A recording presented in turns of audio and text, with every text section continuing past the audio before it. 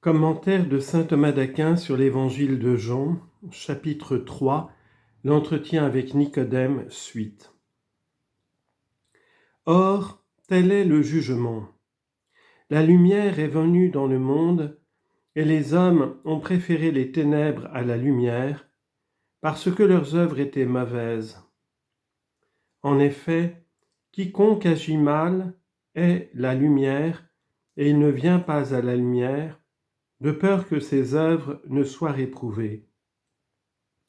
Mais celui qui fait la vérité vient à la lumière, pour que ses œuvres soient manifestées, parce qu'elles ont été faites en Dieu. Le Seigneur explicite ici son affirmation en montrant que le motif de la condamnation est manifeste chez ceux qui ne croient pas. Pour cela, il propose d'abord un signe capable de l'expliciter, puis il montre la convenance de ce signe. À travers ce signe, le Christ expose trois choses. D'abord le bienfait de Dieu, ensuite la perversité d'esprit de ceux qui ne croient pas, et enfin la cause de cette perversité. Le Christ dit donc ceci: il est manifeste que celui qui ne croit pas a déjà été jugé. Le bienfait de Dieu, la lumière est venue dans le monde, le montre clairement. Les hommes, en effet, étaient dans les ténèbres de l'ignorance, et ces ténèbres, Dieu les a dissipées en envoyant sa lumière dans le monde afin que les hommes connaissent la vérité. Citation: « Je suis la lumière du monde, celui qui me suit ne marche pas dans les ténèbres, mais il aura la lumière de la vie. » Jean 8, 12.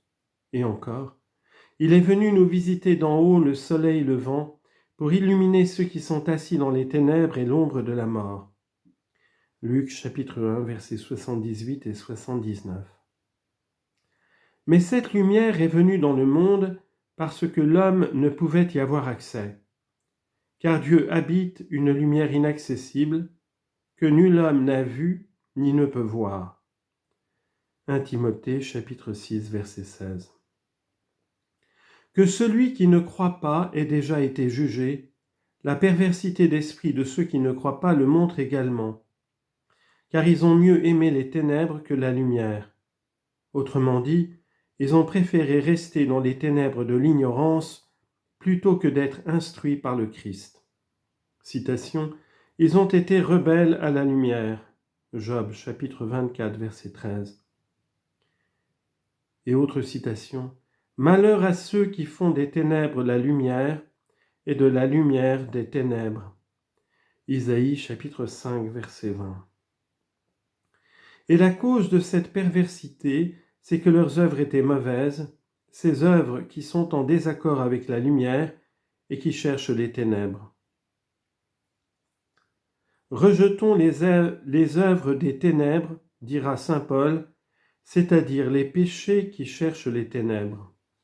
Citation: « Ceux qui dorment, dorment la nuit. » 1 Thessaloniciens 5, 7. Et l'œil de l'adultère guette le crépuscule. Job 24, 15. Si quelqu'un ne croit pas à la lumière, Jean 12, 36, c'est qu'il s'oppose à elle et s'en écarte. Mais tous les incroyants font-ils des œuvres mauvaises ? Il semble que non, car beaucoup de païens, Caton par exemple, et de nombreux autres ont agi selon la vertu. À cela, il faut répondre que selon saint Jean Chrysostome, qu'autre chose est de bien agir par vertu, autre chose de le faire grâce à une aptitude qui nous y dispose naturellement. Il y a en effet des hommes qui agissent bien par disposition naturelle, simplement parce que leur disposition ne les pousse pas à faire le contraire. Et même des incroyants ont pu agir bien de cette manière. Tel par exemple a vécu chastement parce qu'il n'avait pas à lutter contre la concupiscence. Mais ceux-là agissent bien par vertu qui, malgré un penchant au vice contraire, ne s'écartent pourtant pas de la vertu. Cela grâce à la rectitude de leur raison et à la bonté de leur volonté. Et c'est le propre des croyants. On peut dire encore que s'ils faisaient le bien, les incroyants ne le faisaient cependant pas par amour de la vertu, mais par vaine gloire, et que du reste ils n'agissaient pas bien dans tous les domaines, puisqu'ils ne rendaient pas à Dieu le culte qui lui est dû. En effet, quiconque agit mal est la lumière, et il ne vient pas à la lumière, de peur que ses œuvres ne soient réprouvées, mais celui qui fait la vérité vient à la lumière, pour que ses œuvres soient manifestées, parce qu'elles ont été faites en Dieu. Le Seigneur montre ici la convenance du signe qu'il vient de donner, d'abord en ce qui concerne les méchants, puis en ce qui concerne les bons. Le Christ dit donc ceci: s'ils n'ont pas aimé la lumière, c'est parce que leurs œuvres étaient mauvaises. Cela est évident, puisque quiconque agit mal est la lumière. Il ne dit pas a agi, mais agit, car si quelqu'un a mal agi mais s'en repent, et voyant qu'il a mal fait s'en afflige, il vient à la lumière.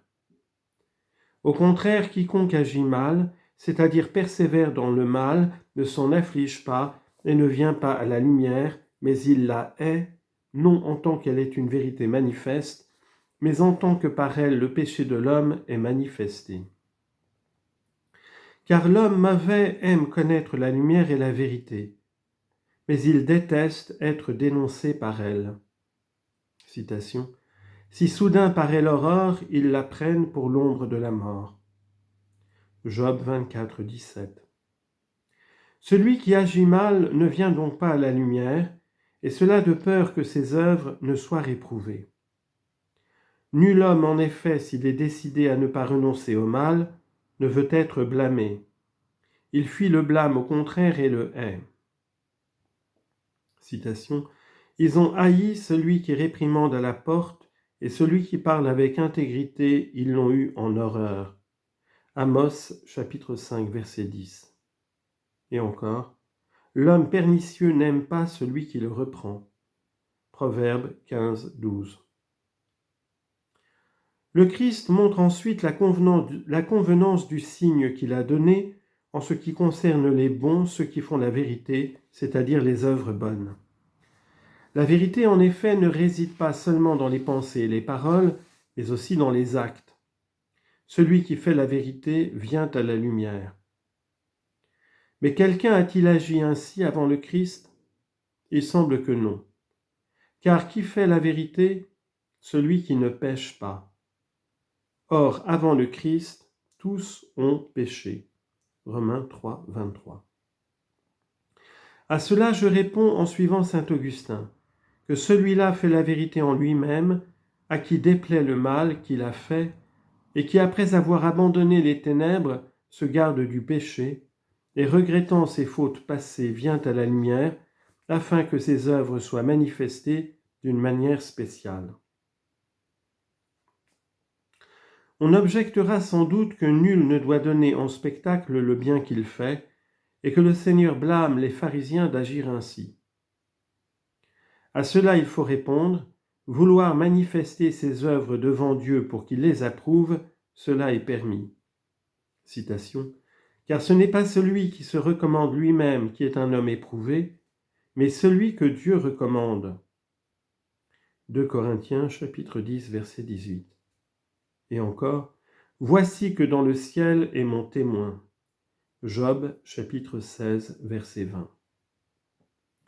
Il est également permis à tous, et il n'est pas répréhensible, de vouloir manifester ses œuvres à sa propre conscience afin de s'en réjouir. Citation. Ce qui fait notre gloire, c'est ce témoignage de notre conscience, que nous nous sommes comportés dans ce monde, dans la simplicité du cœur et la sincérité de Dieu, non pas avec une sagesse charnelle, mais avec la grâce de Dieu. 2 Corinthiens, chapitre 1, verset 12. Mais manifester devant les hommes pour sa propre gloire le bien qu'on fait, voilà qui est répréhensible. Néanmoins, les hommes saints désirent que le bien qu'ils font soit, pour l'honneur de Dieu et au profit de la foi, manifesté aux hommes. Citation. Que votre lumière brille devant les hommes afin qu'ils voient vos bonnes œuvres et glorifient votre Père qui est dans les cieux. Matthieu 5, 16. S'ils viennent à la lumière pour que leurs œuvres soient manifestées, c'est parce qu'elles ont été faites en Dieu, c'est-à-dire selon le commandement de Dieu ou par la grâce de Dieu.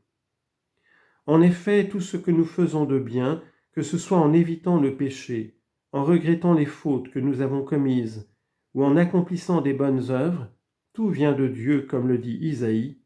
Seigneur, tu nous donneras la paix, car toutes nos œuvres, c'est toi qui les as accomplies pour nous. Isaïe 26, 12.